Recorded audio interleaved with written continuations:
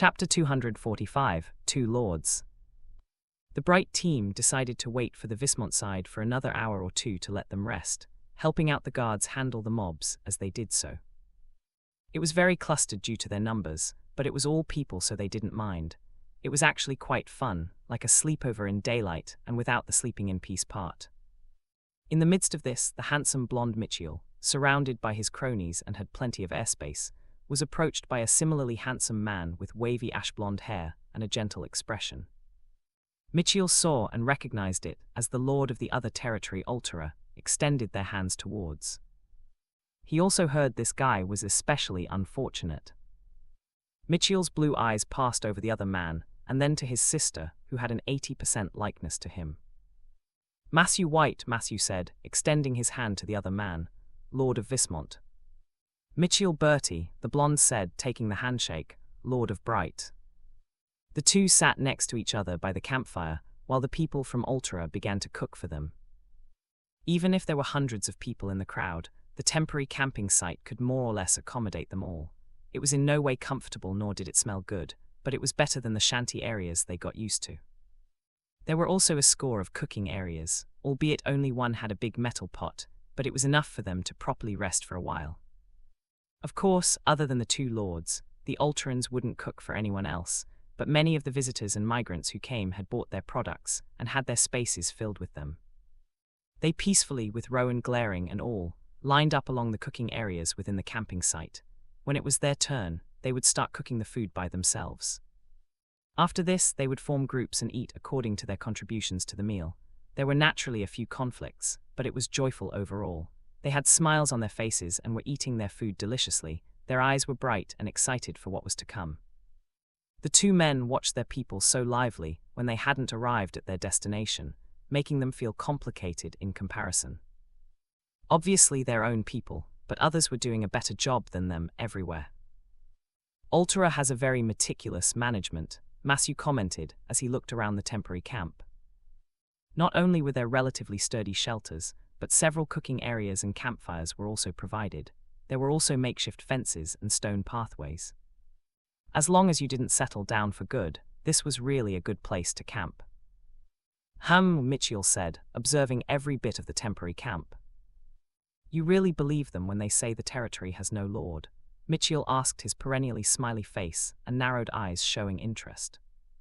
Matthew shook his head, but the other party doesn't want people to know, so we can only accept it. They were lords themselves. Although there were plenty of things that were still a mystery to them, they had some idea of how a person could hide so well.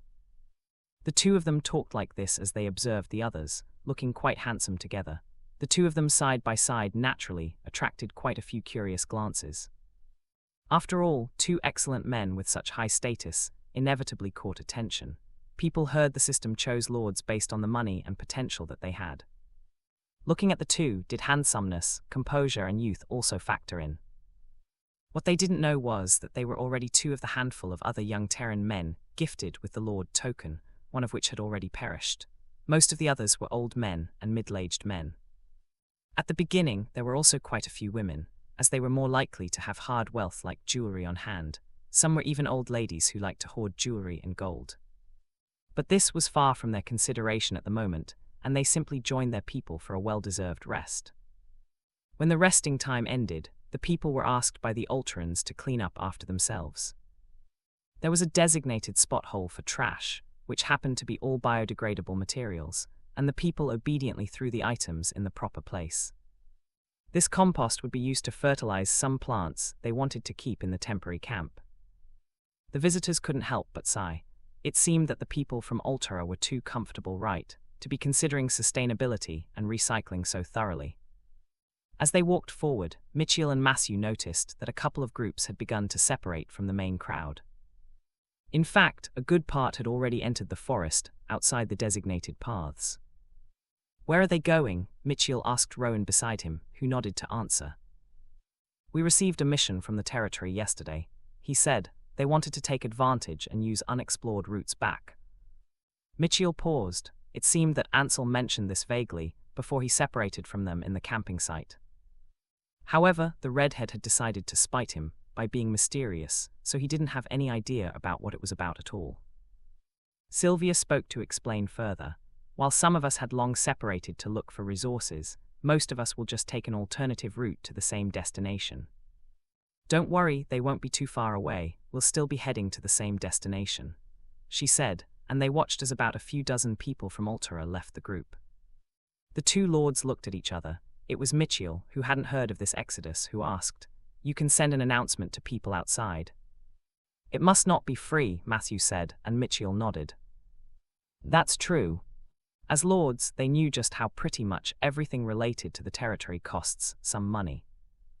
Too bad the Lord of Althea wanted to hide himself. They could really learn a lot of things from him. However, they still had an inkling that they'd learn plenty without him. And so, along with hundreds of their citizens, the two lords set out, heading in a direction, and hearts filled with anticipation. Interestingly, the last leg of the trip was quite peaceful, and it was estimated that the groups that took the other paths dealt with mobs heading their way. They arrived at the vicinity of Althea village a couple of hours later. It didn't take long for them to see a stone wall from their distance, which was easily still a few hundred meters away. Soon, they got nearer, and they realized it was too different from what they were used to. It must be a level 3 wall, over 3 meters in height. It was also worth noting the dense amount of sentries it had along its perimeters. As they stared at the wall, the newcomers couldn't help but question themselves. This was especially true for the two lords, who looked at each other with complicated expressions. They all had the same starting point, didn't they? Why was everything so different? As smooth as the explorations to the south and the west were going, the trip to the east was currently a bit turbulent. At this moment, the group of 30 Altheans was being followed by a few scores of people, but it was not necessary to go to the territory with them. To be more accurate, they were being chased, a little bit rabidly in fact. Fable, who had very clearly disguised himself, was still exposed in the end. But even if he was exposed, how was he to know that even under the circumstances of others barely having basic needs, he still had to deal with crazy fans following him? At the very least, he had thought that even his former fans would be so preoccupied with survival that they wouldn't spend energy on him, even if they did notice. If his fans were to hear his question, they would answer very simply. It was because their life was so bland with the bland food and lackluster houses and unstable environment that they had more intense spiritual needs than before. To a lot of these girls, finding something, or someone for that matter, that they could so clearly associate with their more stable and abundant pasts was akin to finding water in the desert. And they were very, very thirsty. Fable shook his head as he ran, wondering if he had made the right decision by coming here. As someone who had been to another territory before, and as someone enticed by the fabulous rewards offered by Althea, he naturally volunteered to come and try his luck. He really wanted to be a permanent resident as soon as possible. He had a feeling the price for becoming a permanent resident would rise as the territory did. He didn't want to miss this chance. Of course, after being salivated by the Lord here, he made pertinent suggestions and caveats to the team who'd be going on the dangerous mission with him. 1. Ideally, no handsome men would come. If it was unavoidable, then they must make themselves as unattractive as possible. And 2. If they were to sell goods like the others, it's best for the harmless-looking women to do it. Because it was safer for the men. In the end, a team of about 30 people was formed. 10 of these 30 were guards level 3 or above. It was just that the guards chosen this time did not know whether they should be glad or offended. Anyway, right now, the day they were supposed to head back to Althea, he unexpectedly encountered a little glitch. "Here, hide here," a guard yelled, and they turned a corner into an alley. They were fortunate that, like most territories, the arrangements of the buildings here were on a per-need basis. This meant they were mostly placed haphazardly and were easy to get lost in. And for the Altheans, it gave them plenty of hiding places. Their hearts were beating loudly as they hid, though some guards couldn't help but like the feeling of being chased by girls. Made them feel handsome. Fable saw their expression and wanted to strangle them. If you like getting chased so much, why don't you go distract them? The guards paled, quickly shaking their heads. Those fangirls were really rabid. If they showed up instead of their idols, they knew they might get a beating.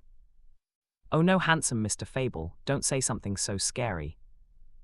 "Yes, we are not enjoying this." "TSK," Fable tutted, and he wanted to call them out when they heard scuttling sounds quickly reaching their area. There they are. Damn it. As they ran for their lives, Fable couldn't help but recall the feeling of accomplishment he had early in on the trip. They arrived at the territory about half a day after leaving Althea. It started out just as planned, with the selling starting out relatively peacefully, and they had earned a lot of money. Fable had even guided the team on where to sell and how to sell them, maximizing their profits. With his sweet tongue, using a slightly modified voice, he had even managed to sell for much more than 10 times their cost. He was quite smug about this. They stayed until the night in happy moods, counting money and resting well. The next day, they happily prepared to leave after some advertisements regarding the sources of the goods. Oh, and also that they could come with them if they wanted. It was a bit of a long shot because this territory was actually decent compared to most. It had few shanty areas as there were plenty of 2-story houses built, and the basics like a restaurant, wells, and the others were there. There was also a level 3 wall with a few sentry towers to protect them, so the price they set was very acceptable to the citizens. The only questionable choice was the bathhouse, but then their own Althea also had it, so they couldn't judge. It had been nearly a month since they transferred here as well. How many still had the liquidity to move their base? Anyway, although they may not be able to take people back directly, they still knew to attract more people. There was still a little contribution point for the first batch of people attracted by the trip, even if it was indirectly. So theoretically, this should have been an okay trip that earned them a lot of money and indirect points. It was just that the Lord and her cronies were a little eccentric. Even the citizens were a little crazy, as they were personally experiencing at this time. Who would think he'd be discovered because an extremely sharp-eyed fan saw a small tattoo under his palm? It was very small, the size of a bug, but apparently it was enough to identify him. Why don't we just run all the way to the territory with these women? Someone asked, whispering lest they be discovered in their very temporary hiding spot. I mean, it makes sense, right?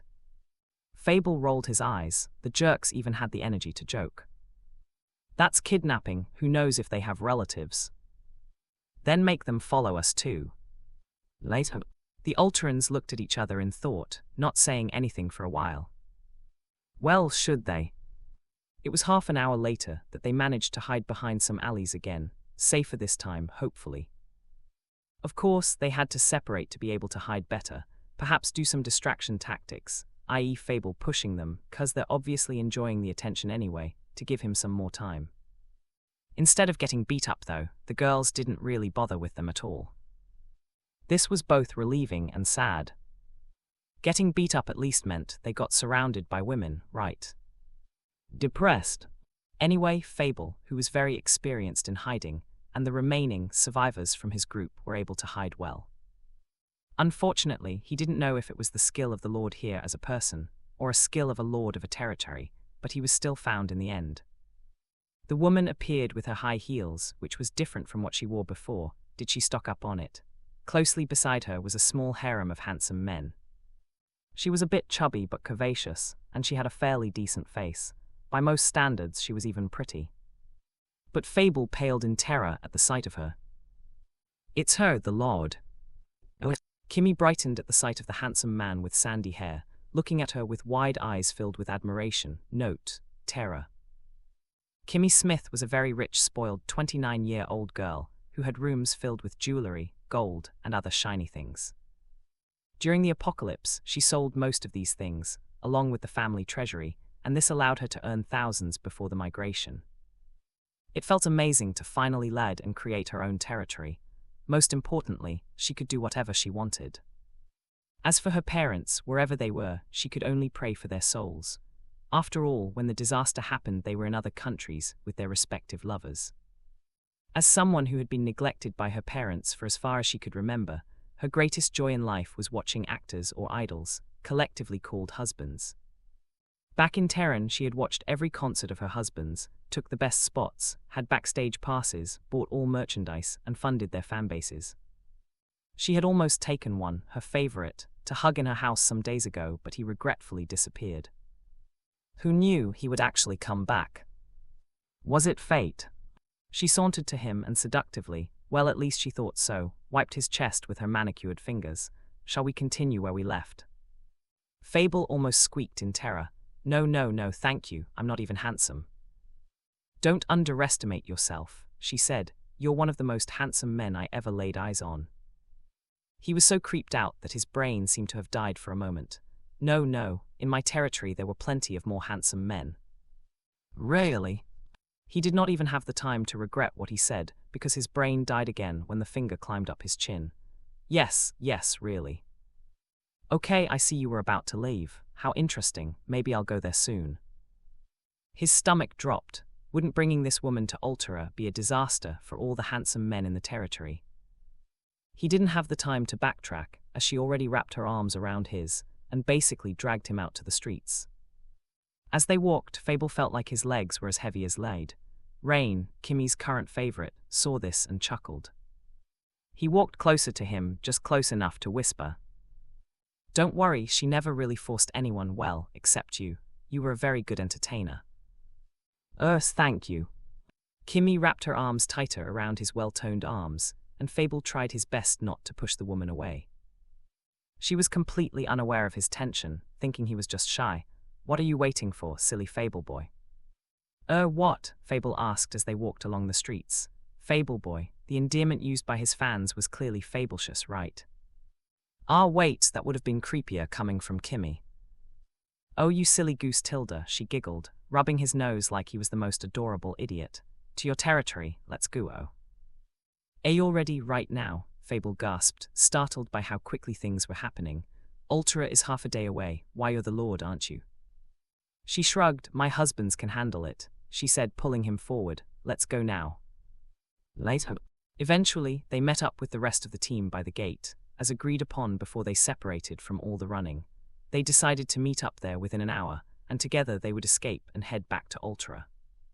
It was a decent plan. Too bad Fable had a massive baggage. The team gave him weird looks when they saw who he was with. Fable wanted to cover his face. How embarrassing. Could he say he really didn't have a choice? The people who got captured with him were holding back their laughs. No doubt they will spread all that they witnessed to the whole of Althea when they could. Jerks. As they walked to the gate, Kimmy saw the people in his party, looked them up and down, and couldn't help but ask again, a little questioning. Are they really handsome? She asked, looking at him as if he was lying. This is what you call handsome. The others. The laughs were cut short like that. But these complicated emotions of his companions had nothing to do with Fable. To him, this was an opportunity. Could this be his chance of backtracking? He didn't take it in the end, though. His gut was telling him he may be trapped here if he lied.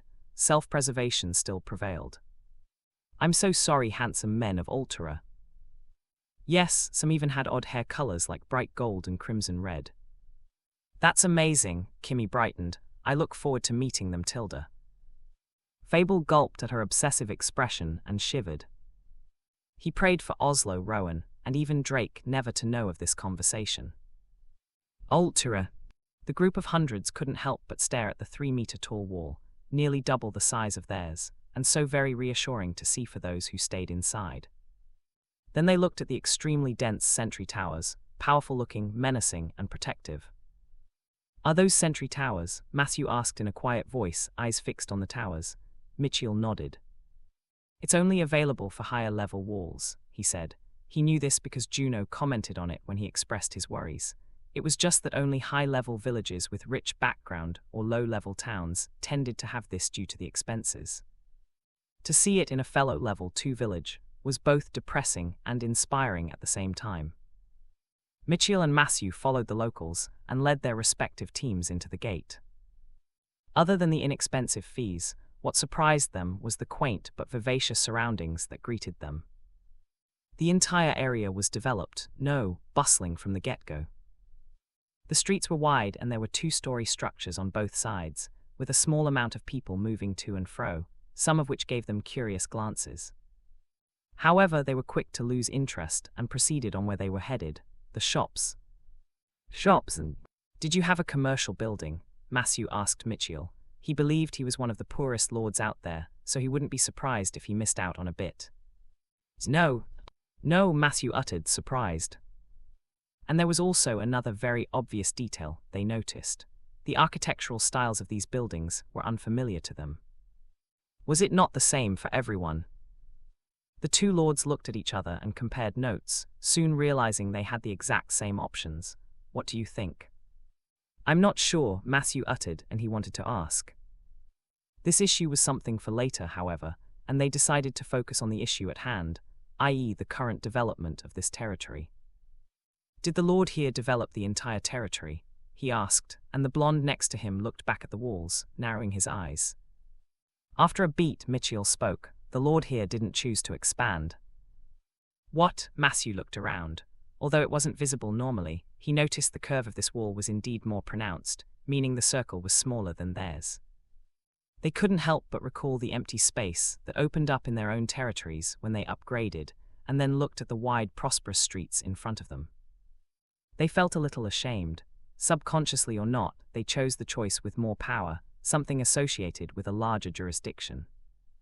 Of course, it wasn't exactly an erroneous decision on their part. From what they've gathered, their population was several times more than that of Althea, so it was still a factor in their expansion. They had to expand even if just for the added resources they could get inside the safety of the walls. The provision of a safe place to forage without the worry of poisonous plants and insects alone was a direct effect of their expansion. However, they did still envy how well planned this place was. It seemed like even if they didn't expand, no area was wasted, but at the same time it didn't feel claustrophobic. They continued to walk and observe, taking note of the features of the village even near the gate. There was traffic so far from the center, and with the rate the territory was going, this area will definitely be prime shops in the future. They also saw a lot of stores that weren't occupied yet, and those that seemed to still be under renovation. With their business senses, both of them felt tempted. Especially at the rate this village was going out and extending its claws everywhere, this road would not just be filled by locals, it would soon be filled with tourists like them. This was definitely prime real estate right here. Can a non-resident own a shop here? Mitchell asked, turning to the woman beside them. She seemed to have been watching them in amusement, which made them feel a bit embarrassed. Sylvia didn't comment on it though, and answered their question. The commercial areas can only be rented by residents. It is also a little more expensive than the permanent residents. This is the same as the houses. Only permanent residents have the right to purchase their own property. Residential status, temporary or permanent, would also be needed to rent it. The two nodded, thinking that it made sense. If they had a lot of funds, they'd have considered this in their own territories, but not at the moment. After all, they still needed the gold that was roused from selling land and property. Sighing at his own poverty, Matthew turned to look at a building. Do we just go in? Well, generally, everything can be done in the village center to avoid conflicts and people entering other people's territories, but you can go directly to shops you hope to rent. You won't be able to enter if it's owned. The two nodded. It was how residences worked in their territories as well. It was around this time that a guard went to Sylvia and said some stuff, sending looks at the immigrants. Sylvia nodded and then turned to them, smiling apologetically. Excuse us, we will take the immigrants to the village center to register. She said, they will also pay for their residency there.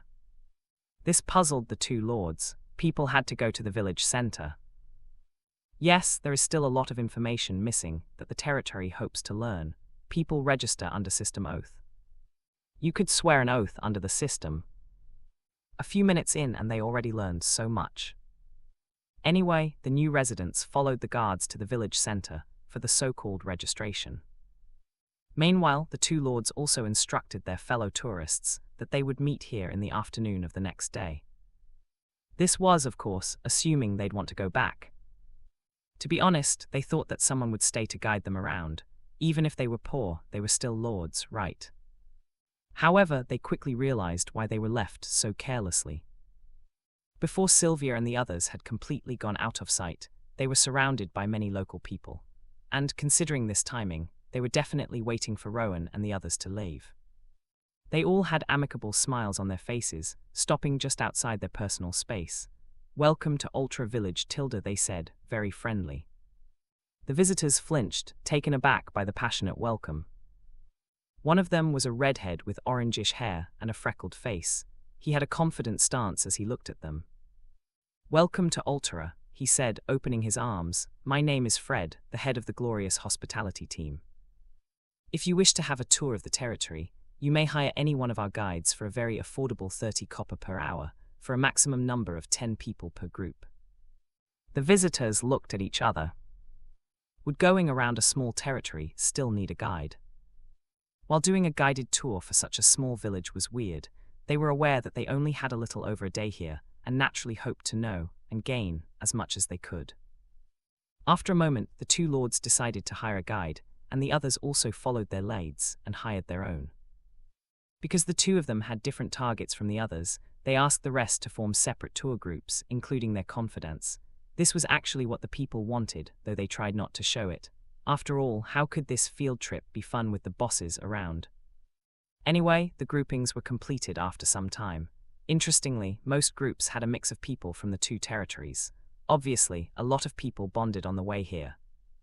Each group was soon approached by a designated guide, and for the Lord's group, it was a lively girl. She approached the two lords with a blushing face and bright eyes, and from how the other girls glared at her, this assignment was hard won.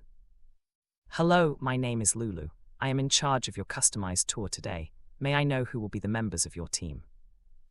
"It is just the two of us," Matthew said with that gentle smile of his, hitting the hearts of the girls around. I see, Tilda, what kind of tour do you want to take? We have food tour, luxury tour, etc. We can also customize Tilda." "Custom, please," Matthew said, meeting his blonde companion's eyes. "We may have more targeted requirements than the others." Lulu nodded amicably, ready to listen to them and meet their needs. "Okay, this is noted. May I know what exactly you wish to know?" Matthew smiled and proceeded to explain. "Well, we are lords of our respective territories. We would like to get a more detailed description of the features of the territory. Is this okay?" Lords."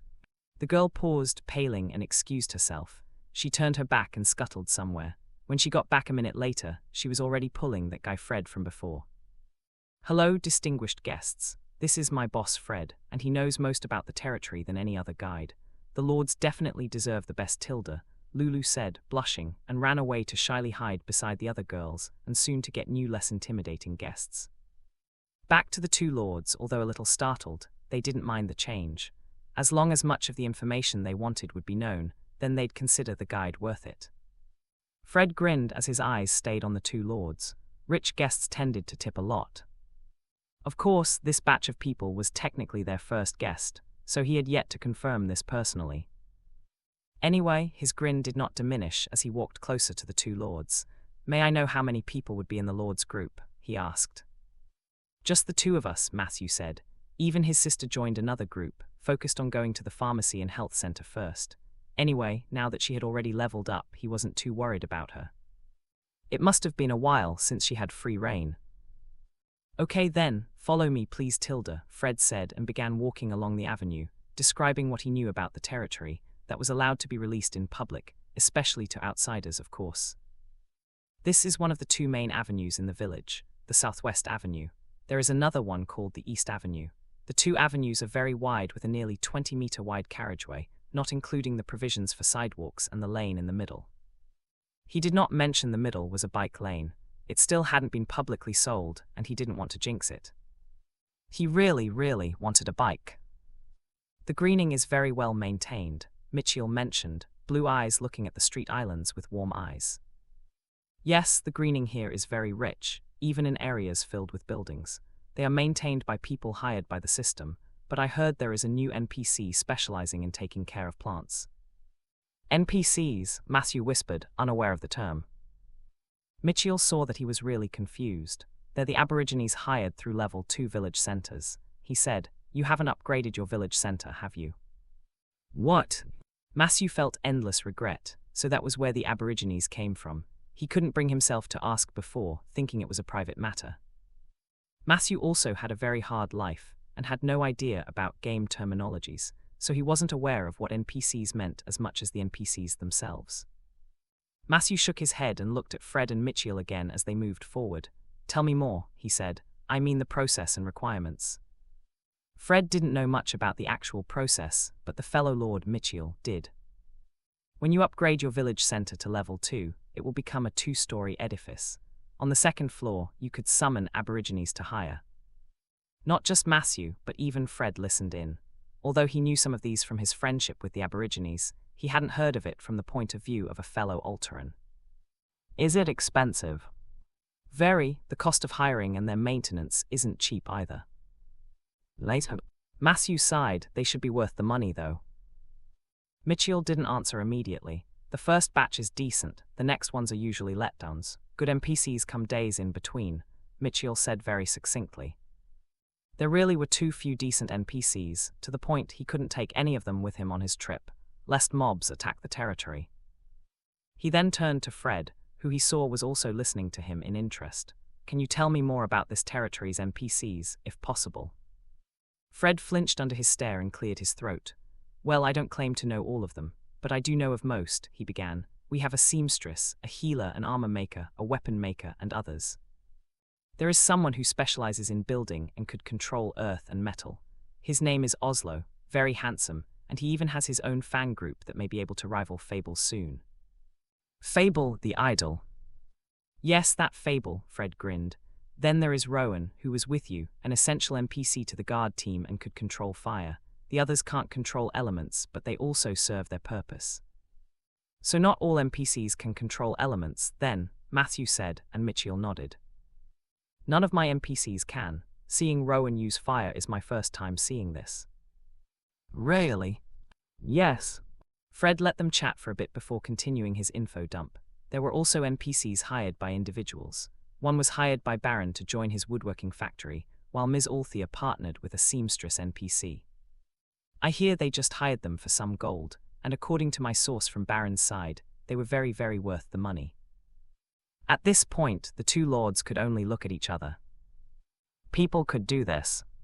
The two were silent for a while. They seemed to have not seen the world.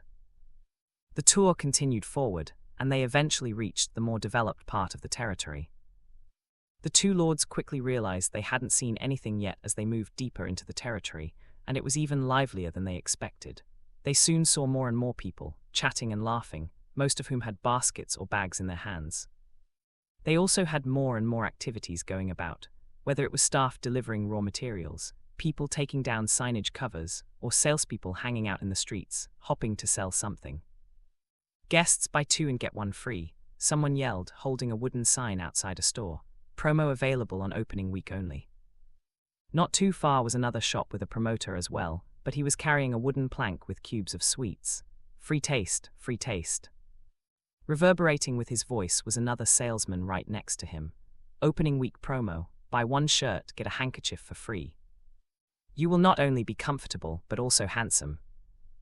Then somehow he zoned in on the two of them, as if his eyes were magnets attracted to the two of them, and he pretty much teleported in front of them. Handsome men want to shine more with clean, new, comfortable clothes. Handsome men with dirty clothing. In fairness, before encountering Alterans, the two of them were really well put in comparison to everyone else. Their lips twitched and they ended up entering the store. Whether it was curiosity or shame, they refused to dwell on it. It was a simple store with wooden mannequins and hung clothing. It was low-end compared to what they had seen in Terran, but in the middle of the mountains in a new world, this was amazing to see. There was also a complete set of underwear. The colors were plain and limited, but it made the two of them sigh in relief. Anyway, both of them ended up buying a few sets. As soon as they went out, the food salesman appeared right next to them, also smiling with teeth exposed. He had surprisingly white teeth. Can they ask him how he did it? Anyway, this salesman was apparently polite enough to wait for their transaction to be over, and now that they were out, he seemed to have imprinted on them. Free taste, he said, and they couldn't help but take a second look at the samples. They were a bit unsavory looking and odd-colored, but the man seemed to not see this as he proudly presented his craft. Thank you, the men said, awkwardly taking the ugly-looking cubes. Under the eager stare of the man, the two of them had no choice but to taste. When the snack melted in their mouths, the two of them couldn't help but blink and look at each other. It's rice snacks, Mitchell said. It tastes nice. Obviously, the materials available were still different. For one, they didn't have the conventional sugar, but it felt delicious anyway. It also explained the odd color, as the rice here wasn't white. Anyway, they also bought a few boxes. Of course, not every store had staff outside, with some only having signage to show what they offered. However, every shop had people coming in, and the entire streetscape was bustling with activity. Some were alone, while often they were with someone. Many people had baskets in their hands, going from shop to shop, with the basket getting filled up bit by bit every few steps. The two lords were shocked by the vibrancy, people chatting, shopping, selling, with undeniable smiles on their faces. Life, peace, prosperity. It almost felt like the end of the world didn't happen. It's amazing, Matthew whispered to no one in particular, but Mitchell nodded in agreement. They looked at the shops they passed by. Even from the outside, they had an idea of how business was booming. They were also surprised at the sheer variety of foods and products. They thought they'd seen miracles with the food the team brought to their territories, but it turned out to be the tip of the iceberg. There were noodle shops offering a variety of noodle dishes, there were bakeries boasting many options, and there were canteens offering different viands every day. This was just a few of many. Other than food, there were also various stores focusing on wood products, earthenware, leather, and many others. The two turned their heads to ask Fred how this was done, only to see him watching their reactions in interest. The two stiffened a bit in embarrassment, straightening their spines to appear more formal. Matthew cleared his throat. Where do they get the raw materials? Fred smiled. The Gear grocery store, of course. They remembered the stories they gathered on the way here. This is the property of one of your elders, Ms. Althea.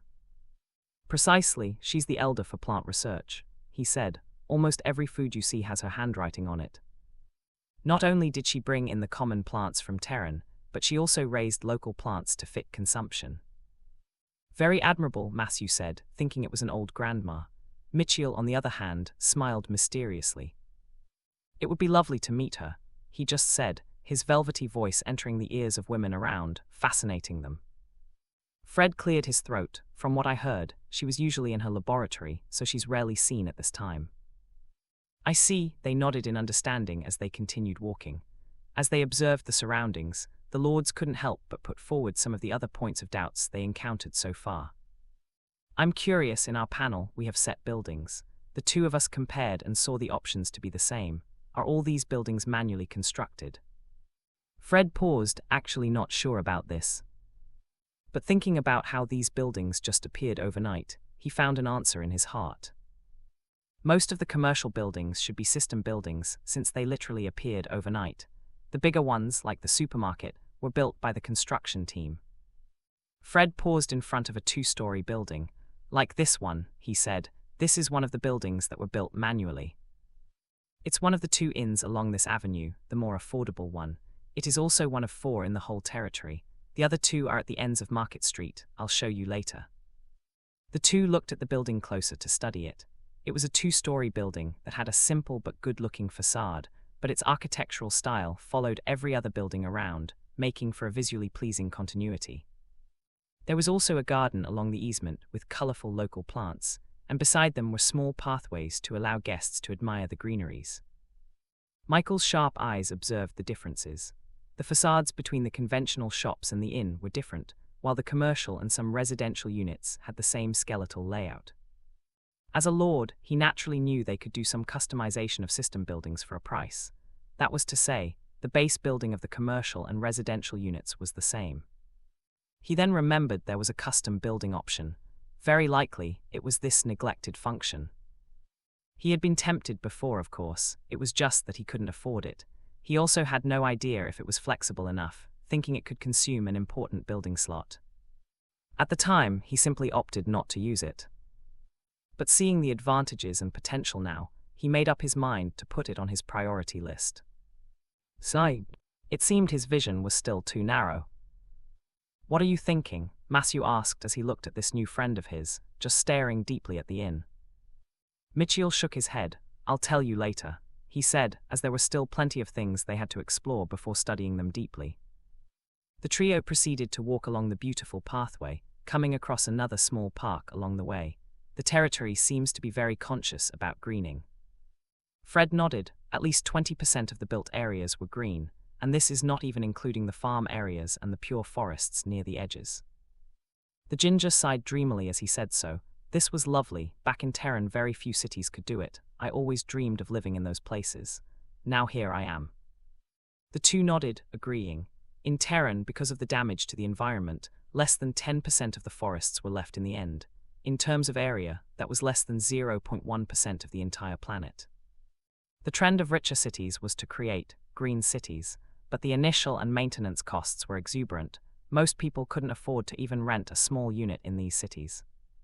It had to be said that Garen and Althea were still pretty lucky to live in an orphanage not far from a forest. This was only possible due to conservatory laws, so it could be said that the two still lived an ironically luxurious life as orphans, even if they were often hungry. In any case, it was a pretty novel experience for all Terrans to be transferred in this world, made predominantly of rich forests. But the dangers quickly slapped reality onto their faces, and their focus shifted purely to survival. They didn't even think about the issue of sustainably, and just built where they could. They just thought to keep some patches of forests inside for the resources, just enough for the current population, and that was it. Are the farms open for visit? In a sense, yes, but only at the edges. Fred said, more accurately, only to a viewing deck. Only owners of farms and their personnel are allowed inside that zone. Can you bring us? Of course, come with me. They walked along the avenue to the center, seeing more and more stores and people. They also saw a lot of their own people shopping around, hands already filled with food only half an hour into the tour. Passing through here, they went northeast to see a winding path climbing up the mountain. We're going up the mountain. Yes, I've mentioned we can only go to a viewing deck. The two lords looked at each other and shrugged, following their patient guide along the path. It was a well-maintained trekking path, designed for hikers. It was designed according to easy trekking paths back in Terran. There were wooden benches every 100 meters or so, and they saw about 3 gazebos so far. Internally, the two lords sighed in self-pity. Really, they were still struggling, but someone was on the way to make a mountain resort. They took about half an hour to reach a certain height to a small building with a large deck. It was surrounded by various plants, and there were even some Terran flowers like lavender. Most of the farms are private land, but the territory built this small view deck for those who wish to gain a better view of the territory. It is also near the farmlands, so I decided to take you here. The two reached the view deck, lined with cut stone and balusters, and headed towards the railings to look over the edge. They had yet to study the entire site, but their hearts were shocked to the core almost instantaneously. The entire city was extremely well developed, themed, and organized. The roads and streets took an organic but relatively gridiron form, with the greenery plenty and uniform. And the farms. It was shocking. Dozens and dozens of hectares of crop-filled land shook their souls. There were rice, wheat, orchards, tubers, herbs, and others, plenty of them. This was a scale they wouldn't even be able to imagine to achieve in less than a month. It was not that they didn't consider farming, but the local plants and their methods of growing were unfamiliar. Not to mention, the refresh rate of the forests made this issue a non-priority. Well, obviously they thought too little. It took them a while to shake themselves off the mental blow. Enough to observe the rest of the territory. From their location, they could see the large warehouse-like buildings some 100 meters away. Matthew pointed at them and asked, and Fred answered happily. Those are factories. Some were rented by Baron's party, many by Ms. Althea's, and a few occasional teams are also reserving the ones being constructed. Factories. Yes, there are woodworking factories, herbal medicine factories, food processing factories, ceramics making factories, fabric making factories, and many others. Later. They were shocked by the scale of farming and industry in this territory. They should have taken up nearly half of the current land, right? Wasn't that too generous? However, it could be seen that it worked. Whoever the Lord was, he knew very well how to use the talents of his citizens and maximize them to the degree they didn't know they could emulate. Of course, the condition for such development of talent was that people would feel safe enough. After all, they first needed to feel safe enough not to worry about the basics, and safe enough to be able to explore a higher sense of existence. The two looked at the tall walls, sentry towers, and the level 2 village center, knowing in their hearts that this condition was met, and more. What an enlightening trip! The two really can't help but admire the wisdom of the Lord here.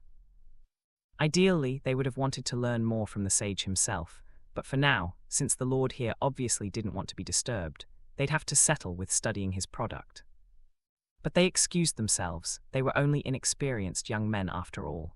The Lord here must be a seasoned old man. Althea the old man.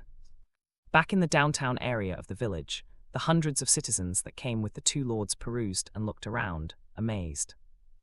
They were absolutely fascinated with what they were witnessing.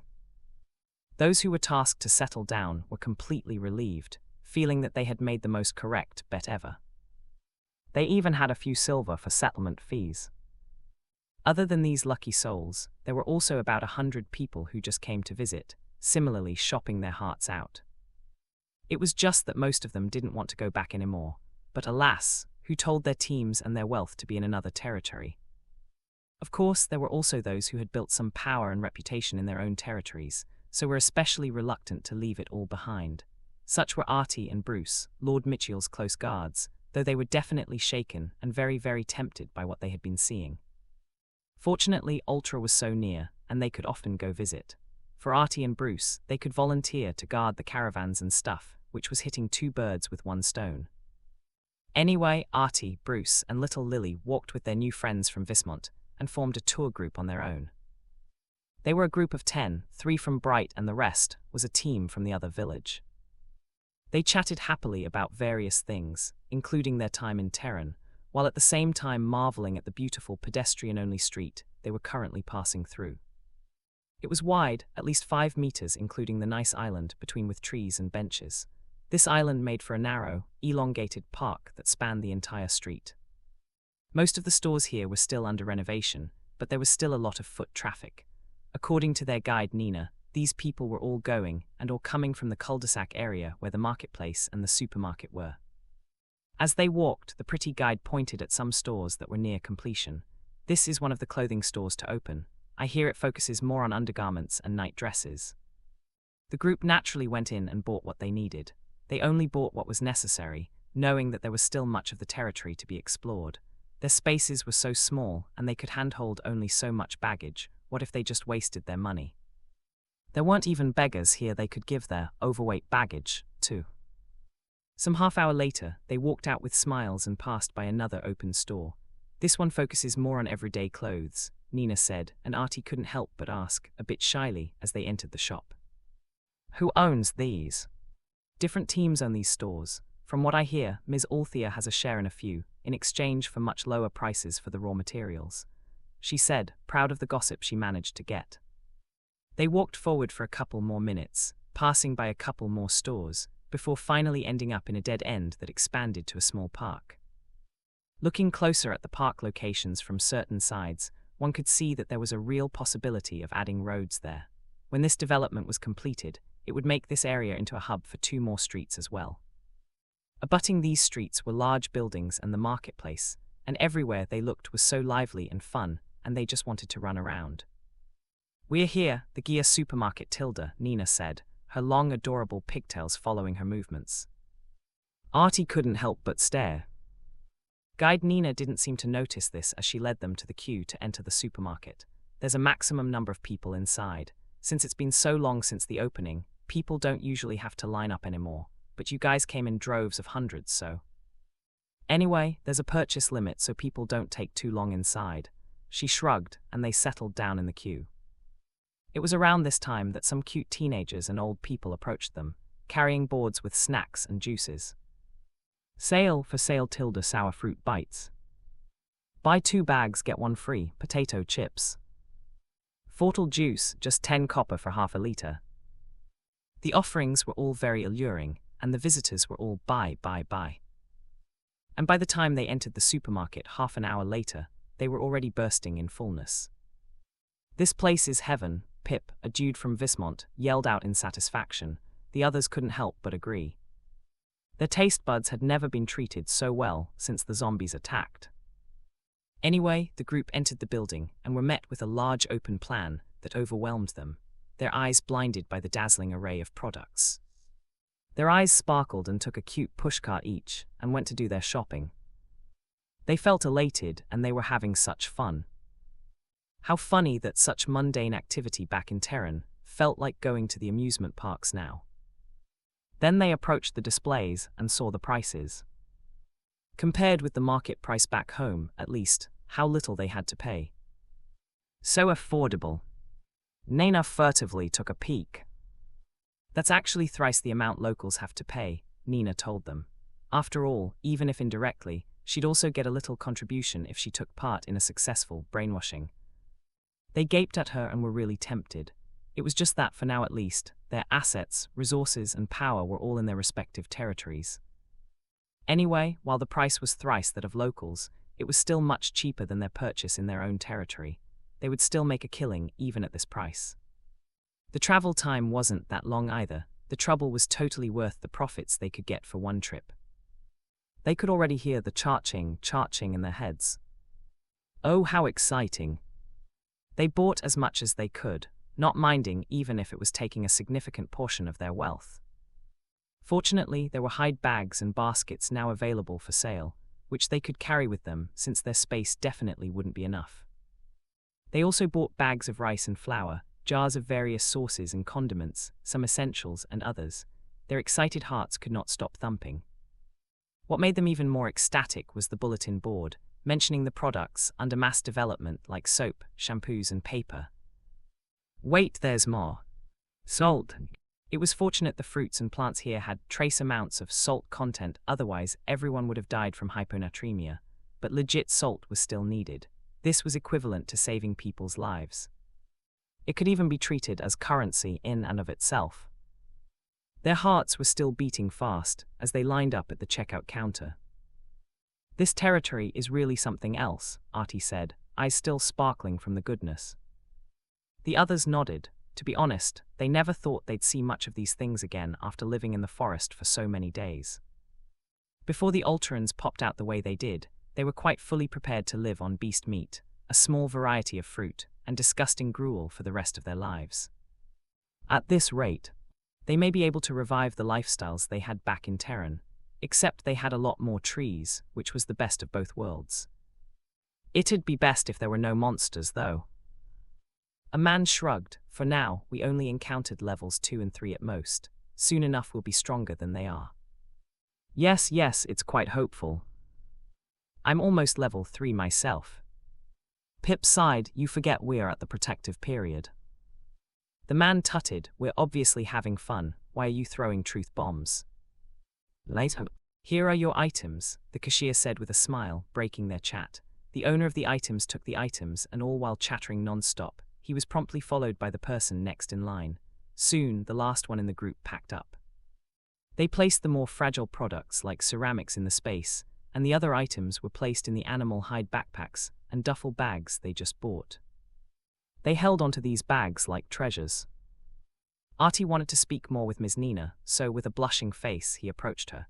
Ms. Nina, HM, how do they know who the residents are or not? Nina smiled proudly and told them to look at the person being served after them. Pip couldn't help but look back at the next person in line. It was a middle-aged woman with a scholarly feel around her. She bought a cart filled with items, and a lot were expensive items like clothes and special sauces. They watched the person behind them show a small wooden card to the shopkeeper, and the cashier uttered a surprising number.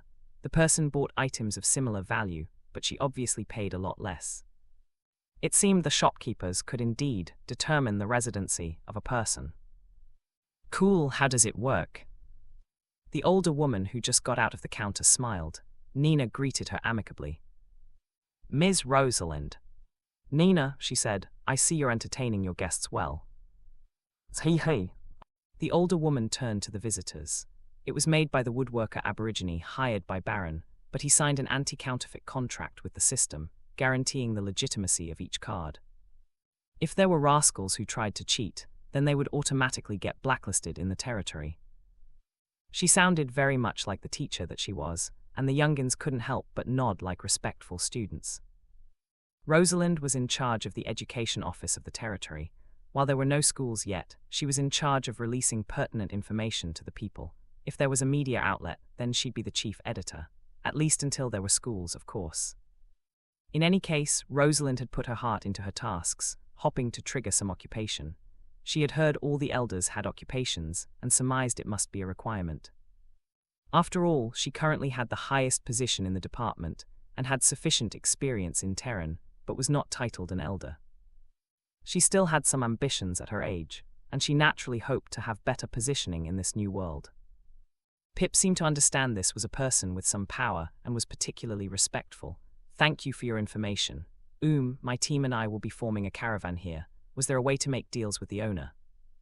"From what I heard, your territories opened a deal with the lords to purchase at twice the local market price and at much larger purchase limits." She smiled. "You should coordinate with your respective lords first." This information made everyone brighten, and they nodded in understanding. "Do you think we'd get approved?" one person asked. "What if that deal was for personal use only? Who would want to help potential competitors?" Pip smiled and shook his head. "The purchase limit may be larger, but it still exists. With the number of people back in our territory, do you think what the Lord could buy is enough?" "But think about it, Althea was so close. If they monopolized the items and increased the price too much, then it's more likely people would just go directly to Althea." "Oh, you're right." The others calmed down at this. Their lords were young, but they were wiser than their peers. They had a feeling their requests would get approved. "Also, tax," he said. "You forget I'm an economics major. Bringing these in will revitalize the economy. The tax and the satisfaction of the people they could get from this is much more than what they could get from a monopoly." And this was true. As such, the imminent deals with the two lords would mark the beginning of the two territories' progress. And all these would center in one place, Althea. Just as Althea wanted. Various guided tours abounded the territory, one of which was the dining experience tour, taken by Sandra and Ramona. They formed a group of 10 with some strangers, and the guide led them through a trip focusing on the territory's currently accessible food culture. The two girls were accompanied by old acquaintances Spike and Ron, at the request of their men who had to stay in the territory. There were plenty of differences, however. Ron had lost his boyishness and had now adopted a slightly more serious temperament. He was no longer so smug with the sea potential he had, as there were many others now, and his styled hair had now turned into a chicken nest. Spike was also very different from when Althea and the others had seen him. However, there was a stronger aspect to him despite losing an arm. The four of them were transferred together from Terran, and could be said to be the only survivors remaining in that group of people. Of course, this was not including Harold and Maya, who separated from them early, hopefully, to Sandra and Ramona, already very dead. This was not much of a chance, though, because they came with Althea, who reportedly was doing very well. Maybe they'd even have an unfortunate encounter in this territory soon. "When are we getting there?" Ramona asked the guide impatiently, tone as arrogant as ever. Spike and Ron looked at the women in disgust, as they had always done since they reached Bright. In that party, the two of them were the remaining fighters, and only the four of them survived until the end. Scores of people, 4 were left. If these women hadn't been so scheming, there would be way more than the few of them that survived in that group. Both of them had lost precious friends. Because of these two women, Spike even lost his woman. For Ron, it was an old friend who migrated with him. He happened to have fallen for Sandra and did his best to protect the woman. It happened to cost him his life. Spike's woman, on the other hand, was lost a bit more directly. At the time, the strong men defended the group with the women and weaker people fighting behind them. While Spike was guarding valiantly, his women fell into the mouths of monsters. No one saw what happened, but they had an inkling Ramona pushed her based on her distance. Now, ironically, they had no choice but to guard the two women. They didn't have much choice either, as they had already invested their remaining wealth in Bright, working under Gringo to maintain their lifestyles. Doing their job as meticulously as they could did not mean they liked it, of course. They hated every bit of it, and they had to use all their tolerance not to just punch the woman in the face. Ron couldn't help but remember that beautiful woman who took the old guy and the little girl away. Unlike these two daughters, she was so strong and beautiful, a veritable goddess. How good would it be to follow her instead of these two? "We are almost there, Tilda, don't worry, it will definitely be worth it," the guide patiently said, and Ramona scoffed. The others were much better though, and they followed, while looking around the streets in fascination. They were soon guided along the so-called Eastern Market Street, soon reaching the food stores, and the bitter men completely forgot about the two women. Sweet and spicy noodles. Monster meat rice rolls. Fried gugu bird. Stormed burger with fries. Glutinous gougy fruit cakes. The group ordered as much as they could and placed them in the space. When they reached the stalls, their movements were even wilder.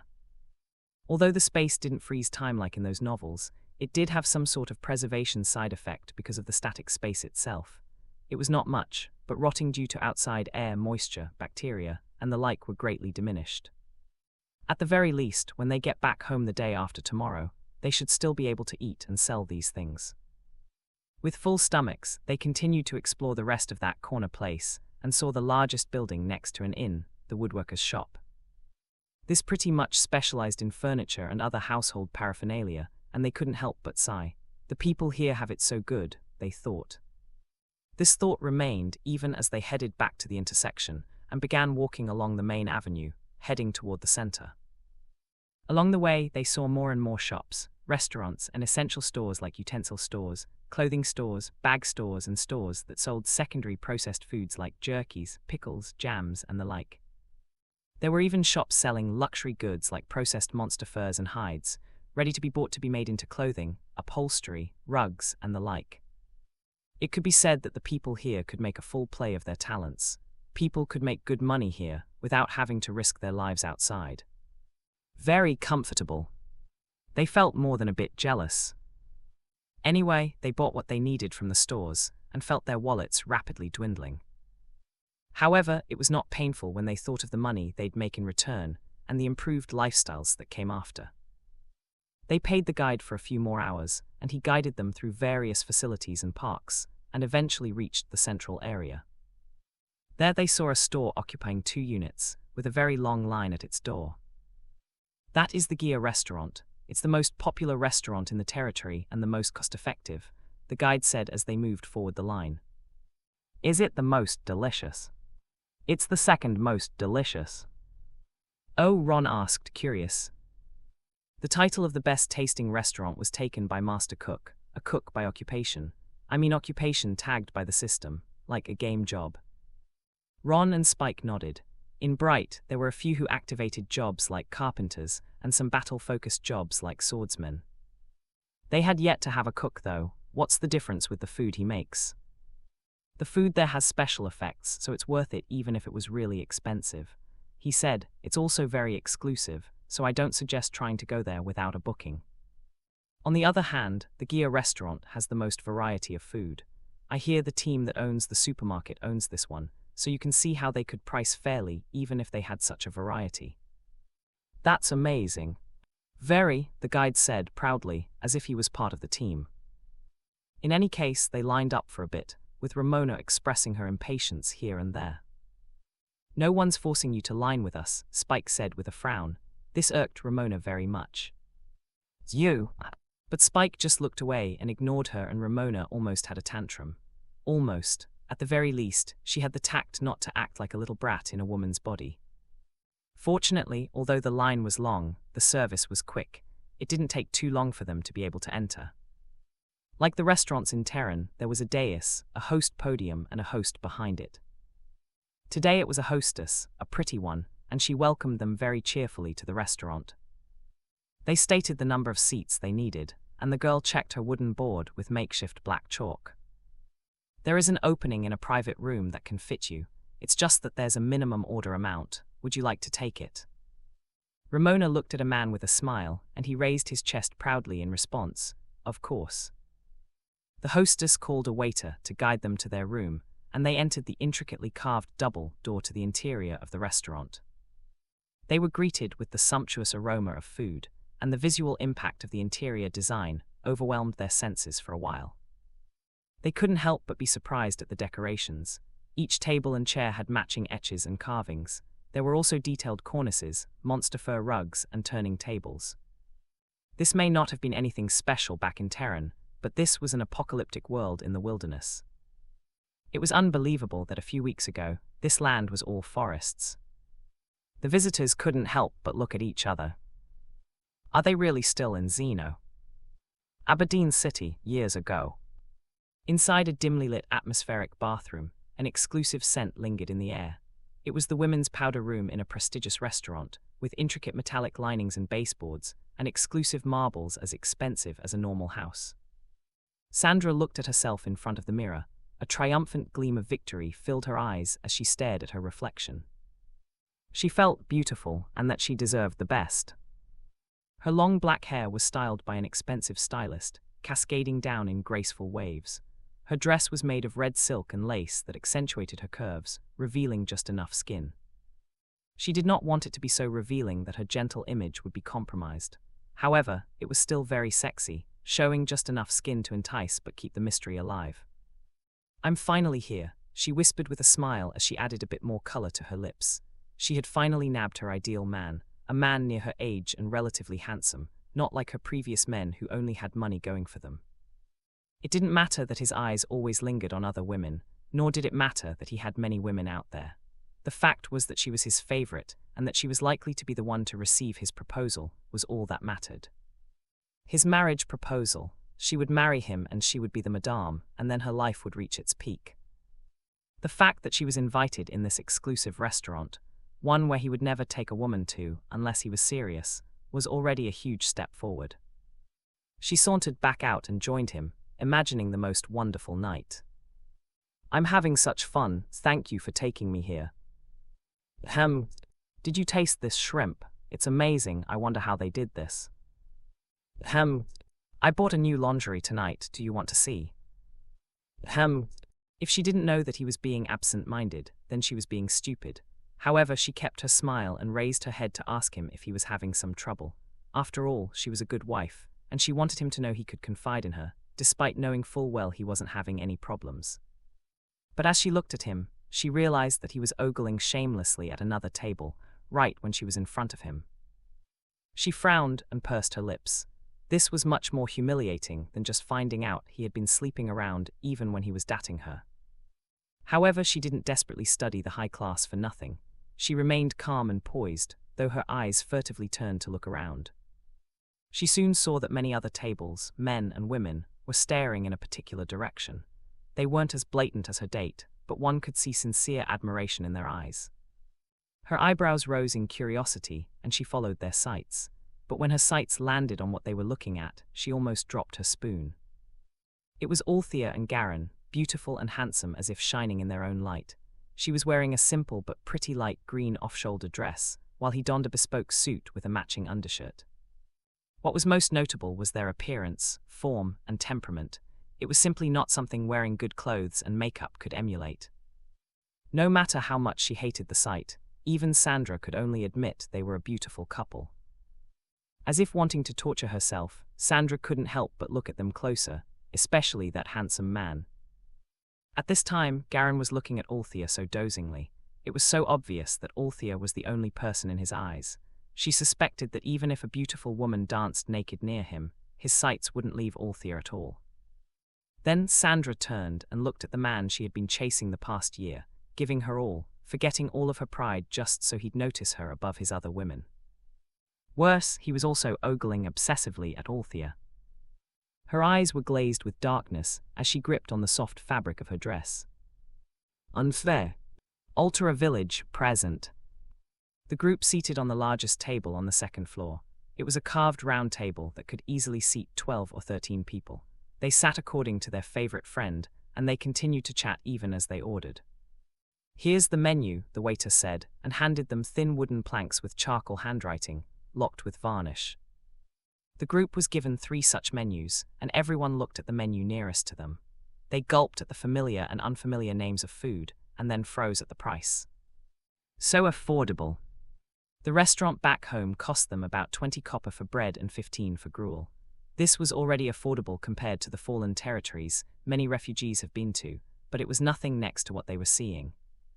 The food here, one could get a full meal with meat with that money, with drinks. One of the men, the chubbiest man, brightened and looked at the women. "It's my treat," he said.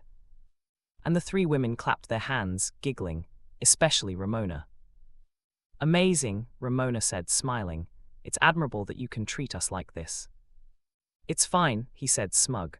I have plenty of money, and I can easily make the money I lose in half the time. Ramona looked awed and admiring, and the guy looked even more smug. They ordered pretty much everything to taste, and they felt like all their stomach worms were already dancing in their stomachs.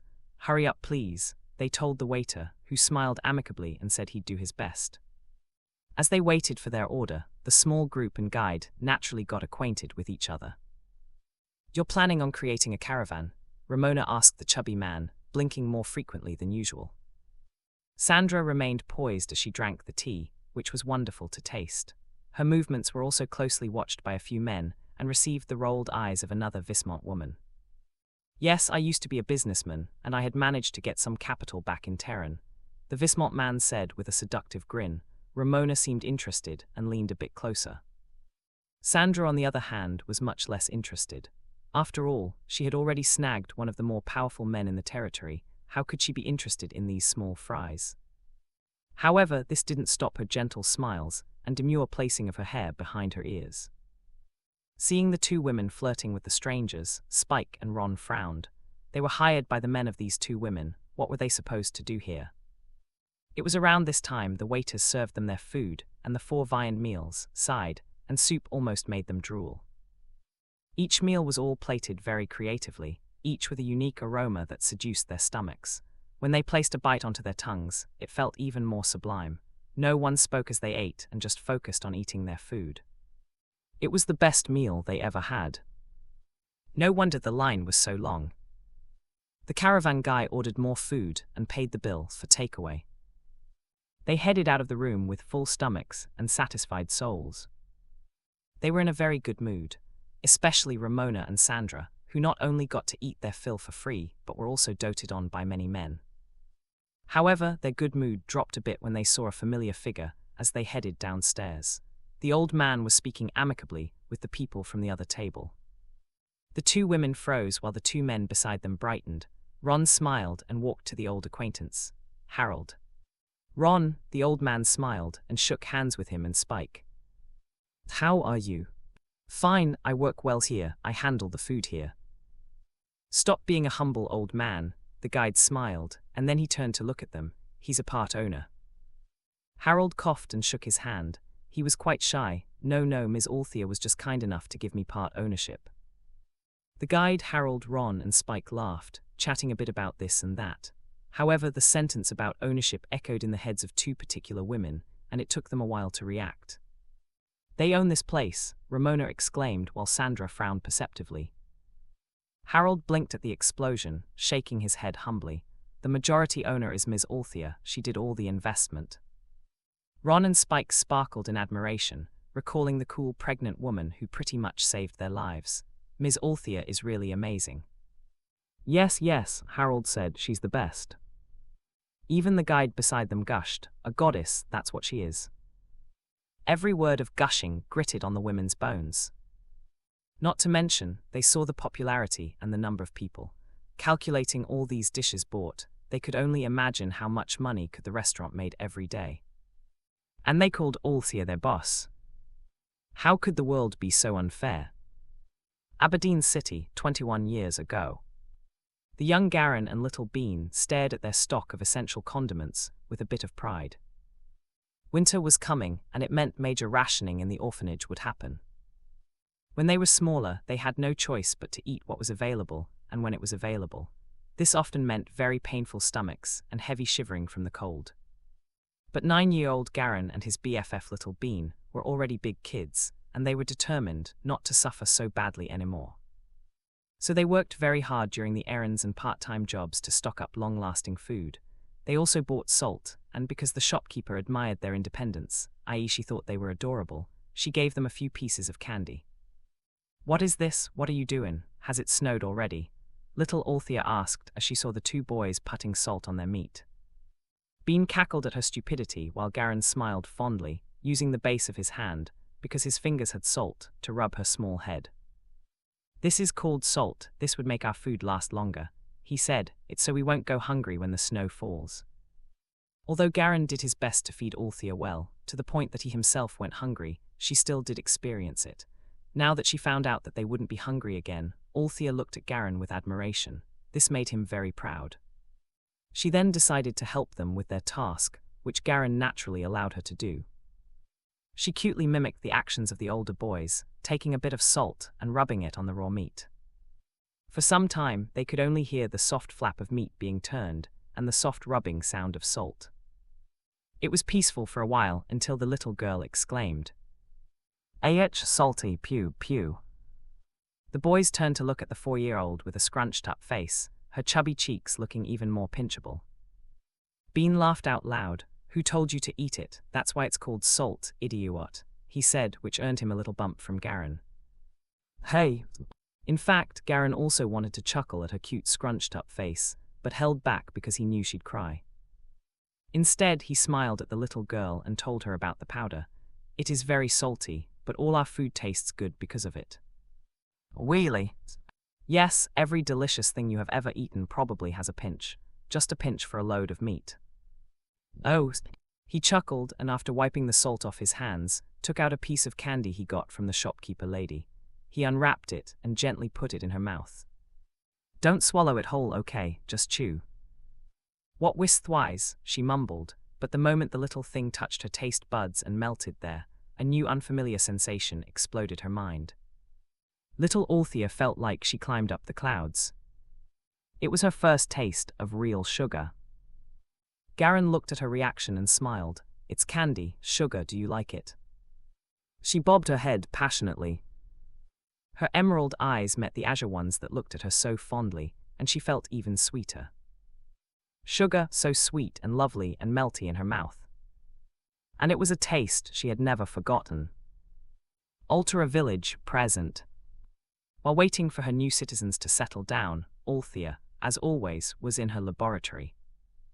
This time her Barbies were being watched over by Harold and Maya in the living area, so she could rest assured. She had been reading about the purification of salt the previous night, and was now putting it into practice. She had started out preparing early in the morning, so that she'd take a shorter time with any trial and error that may happen. She had too many things to do, and could no longer afford to spend days on end, stuck in her laboratory as often as she used to. Going back to the task at hand, she looked at the translucent rock and the tools in front of her, determined to complete this task today. She must create consumable salt. Doing a bit of pep talk, she soon immersed herself in her experiments. Salt could be purified in 2 ways, filtration and evaporation. There were plenty of ways to do these, but the most effective ones were modern and required a lot of tools. Fortunately, she brought Tori with her, so her basic set of glassware like beakers, test tubes, etc., was in her hands. It was her only set, however, so she was very, very careful with it. Speaking of glassware, she would have to put the production of glass in her to-do list once the situation had stabilized. For now, she'd have to settle with a set. Anyway, she just needed it to get the correct formulas, especially since the salt here was different from Terran salt. After determining the proper ratio and methods, she and her factories would then be able to use the salt purification techniques by the ancients. For the first filtration method, she took out the densest fabrics she could find, and since paper was still being perfected by Baron's team, she could only use the cloth available. She crushed the rock salt as instructed on her tablet and started to filter. She overlaid fabric on different orientations to get better filtering. She then placed the filtrate on her only remaining evaporation disc, very careful with the heat so as to not break it. If that happened, she would be so very heartbroken. She tried many times, tried several concentrations, and tried different heats and timing. Each one resulted in different products, and every batch had unhealthy amounts of impurities. But she refused to give up. She had already gotten reports that some low-level people had already begun feeling sick due to the lack of sodium. High-level people wouldn't be immune to it either, but they fortunately required less salt to function well. But the fact was, most of them were low-level people at this time. Salt, it was much too important to Althea and its citizens. It was only nausea and fatigue now, but soon it would be seizures and cramps and maybe even comas. How ironic would it be to improve their lifestyles so much, only to suffer because of the lack of salt, a resource they had taken for granted their whole lives. Althea's eyes flashed with determined light. In Althea, she was determined that it would never happen. Purifying genuine rock salts was far more difficult than she had anticipated. According to her database, Terran rock salt should have been finished by now. She had to study a lot of the composition and the differences with Terran salt, and had to do some more trial and error for quite some time after that. It took her a few more hours to finally end up with a powder that had few enough impurities that it wouldn't cause any damage to even the weakest human, i.e. her Barbies, long term. She looked at the bowl of beautiful edible crystal that had finally formed. It was even more glistening than she remembered, and it had hints of pink at certain angles. Quite pretty. She placed her pinky on the bowl and closed her eyes to focus on the taste. As the powder melted in her mouth, her eyes brightened at the taste of the perfect saltiness. Tilde, she mumbled in satisfaction, though her face scrunched a little at the saltiness. She opened her emerald eyes and admired her work again, tilting it to different angles. She tried testing its consistency, and it was almost like snow. Snow! Suddenly, an image of a beautiful leaf appeared in her head. She couldn't help but remember those beautiful snowflake-shaped leaves that now gathered at the corner of her space from as early as their arrival in Xeno. She completely forgot about it. No way so much had happened since then.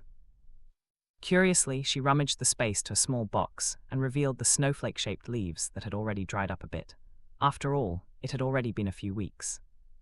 If she remembered correctly, she didn't even have the appraisal skill back then. She looked at the leaf and used her skill. Estancia LV1 relieves hunger, adds trace amounts of energy. Oh, she mumbled and immediately handled it so she could test it on Tori. She didn't expect much, probably some additive to a medicine or something. She was staring at her precious salt while waiting for the results to come out. Ping! Tori called and she turned her head to check on it. When she finally saw the summary of its composition, she gaped. Her eyes widened the more she read, but she dared not make any assumptions. After all, there were some plants with similar composition, but they couldn't extract that at all. She immediately scuttled to her testing area for more detailed examinations. She dissolved the plant in water. Using ceramic mortar and pestle, she ground the plant to a fine paste, later dried to a powder. It went refractory test and also a density test, putting some powder in a test tube solution, making it cloudy. The density of the solution changed, as it should if it became sweet because of the presence of sugar compound. She gulped but decided to make an extract to test its taste. Using a makeshift distillation process, she soon created a concentrated liquid. A little shakily, she placed her pinky to the solution, tentatively putting in her tongue. When she tasted the sweetness she hoped for, she almost cried.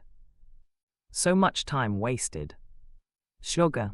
Sugar was with her all along. Her pregnancy cravings wouldn't be so horrendous if she had this. She wouldn't have had to eat the sweets she reserved for her Barbies. Regret. Much regrets. The uncharacteristic exclamation made Harold and Sheila, who were trying to sneak the Barbies in to get her to rest, run to her. What's wrong? What happened? She looked at them with pitiful eyes and the two gaped, really not used to it. For a moment, they thought some sort of tragedy happened without them knowing. The Barbies also started mumbling sadly, as if beginning to cry as well.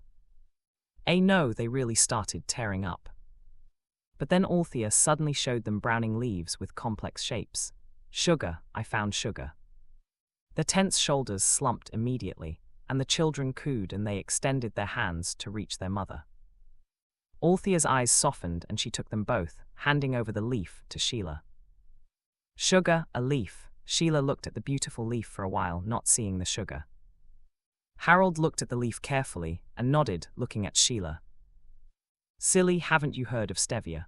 Harold said, and then turned to look at Althea with sparkling eyes filled with anticipation.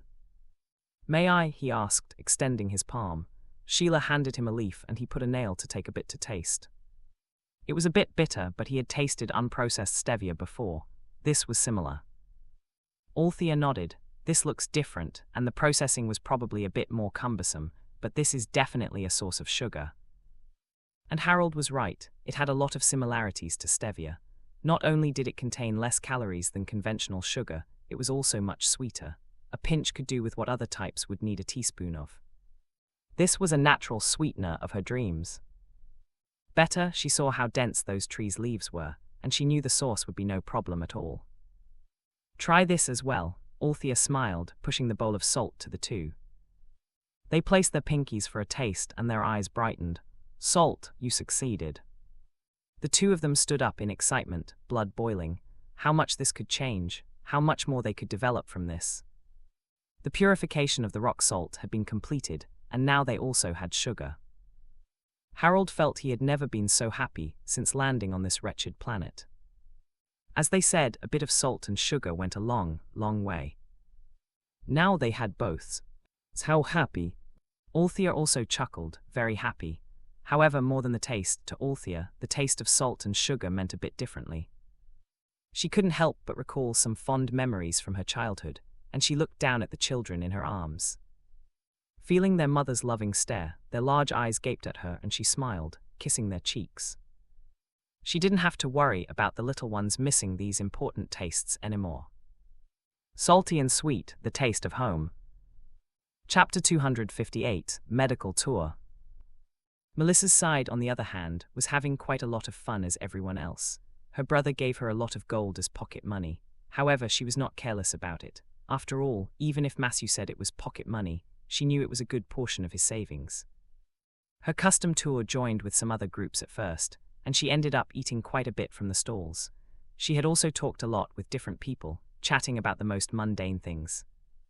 It had been a long time since she engaged in small talk with strangers. They passed through several parks, especially the spot old people frequented to exercise together. It was both amusing and heartwarming, the way old people could still live normally in this situation.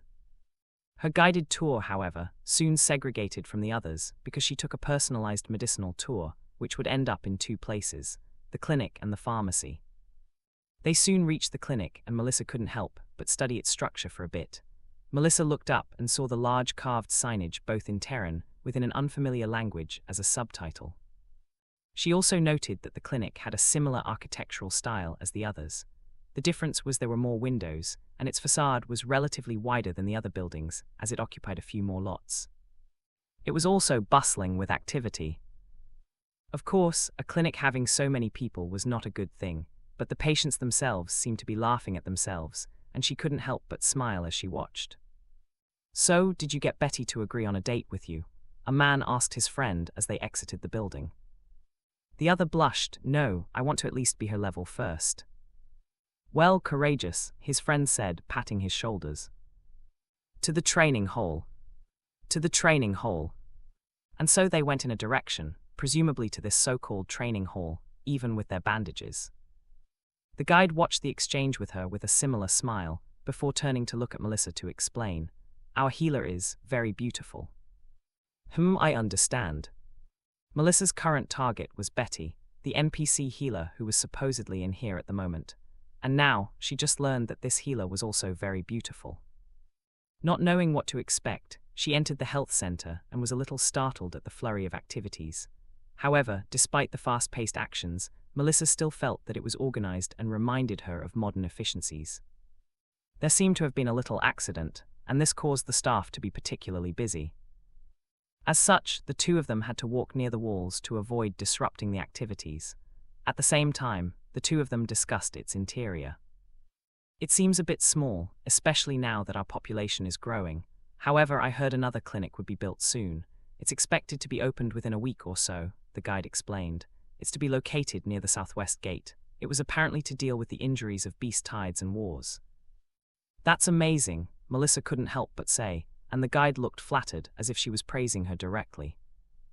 Yes, it is," she said. If the girl had a tail, Melissa mused it would be wagging now.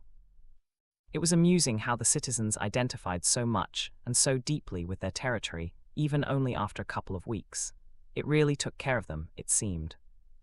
"Well, I'll stay here and go around on my own," she said, standing in front of the clinic. "You can go now, thank you." She then handed him some silver. "Keep the change." The girl blushed and stuttered a little. Are you sure you paid for my day?"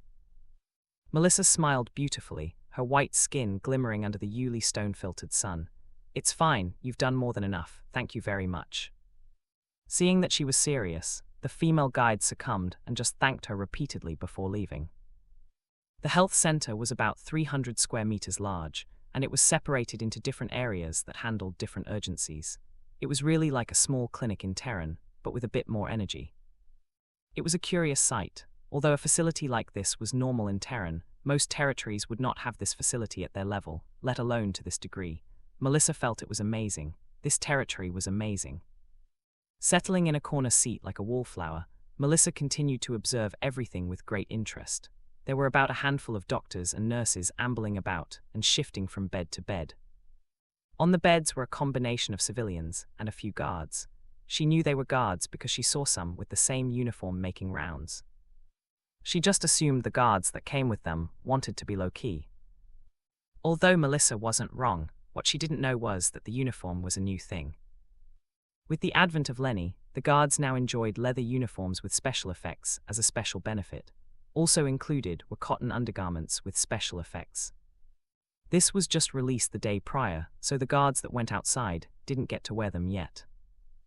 Anyway, while Melissa had taken the stance of an observer, she couldn't help but still worry a bit at the state of the people.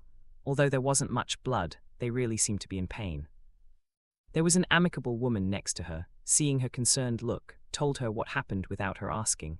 I heard a party accidentally chanced upon a nest of fire ants. The guards managed to rescue them, but they also sustained damage. She shook her head. Children, they think because they're not so old like us that they could just amble about anywhere. The old woman sighed. Fortunately, the ants were all level zeros, and there were no casualties, but I heard the bites hurt like hell. Melissa's lips twitch upward a little. How long has it been since she had been spoken to so casually, so randomly, by a stranger she literally just met? Well, it would teach them a lesson. The old woman laughed. She turned her body to face Melissa. You're very sensible, she said. My name is Mathilda, by the way. Melissa was very busy with her job after dropping out and became a shut-in after marrying Higson, so she didn't know much about current affairs. She had no idea the woman in front of her used to be a regular on the news. Melissa White, she said with a smile, I'm here to see the healer NPC. Oh, same as me, the older woman smiled. Are you new here? Ah, yes, visitor. This interested Mathilda a lot. Most visitors wouldn't hang around the health center. However, she didn't pry. Instead, she asked about the territory. Well, what do you think of it so far? Recalling what she had seen so far, a gentle smile graced Melissa's pale face. It's an amazing place, she said. It's a place that could allow people to be what they can be. Melissa paused, looking at everything with a smile, and that is such a wonderful thing. Thanks for watching. Please sub, and like the video and comment down if anything wrong in the story.